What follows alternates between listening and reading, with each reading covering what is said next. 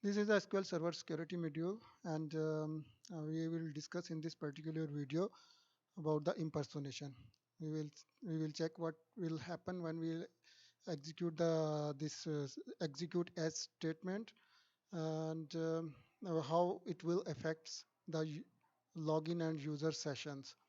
So we know that whenever the user log in, its session is started, and whatever user will do during this session, it will be the permissions will be evaluated against this logged in user, and when the user will logged off, this session will be ended. So when this user which is logged in, which have the and which it's have the right to execute this statement execute as, when this user A will execute this statement execute as user is equal to another user which is a user B. When this user A will execute this command, then now the context will be switched to the other user which is mentioned here, which is user B. Now that this session context is changed, now the session for this mentioned user will be started. Now whatever the commands will be executed, whatever the activities will be done, it will be the permission will be checked against the user B. So this is known as the impersonation, impersonation which is achieved by using the statement execute as. So let's move to the SQL Server Management Studio and we will implement this scenario there.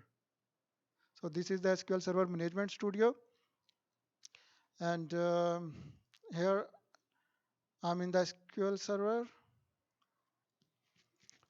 I am logged in with the login Kaza. This login has the administrative rights, and by using this login I will create a schema, and in this schema I will create some table and views, and then I will select the data from these tables, and then I will change this context.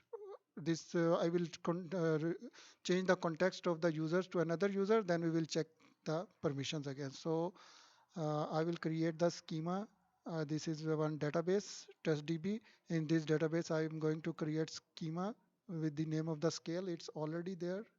I will drop this one and I will recreate again this schema, sales. And now in this schema, I will create the table salesman, and I will insert in this table some values. Then I will create another table in this schema. This is the customer table, belongs to this sales schema, and in this customer table I will insert some records, and after that I will create a invoice table which will also belongs to the sales schema, and in this table I will insert some records, and after that I will create a view, and this view will join all the above tables and will bring some data from these tables, and this view I will also create in the sales schema. So now three tables and one view is created in the sales schema, and this all created by the login Kaza, and now this user can select the records from these tables because this user have the administrative rights, it have the select rights. Now I will change the context to another user. This user Kaza will uh, run this command, execute as command. When it will run this command, the context of the users will be switched to another user. This is the testdb user which I have in this testdb. This is testdb, and in this testdb I have already one user, testdb user. So now I'm going to change the context from Kaza to this user.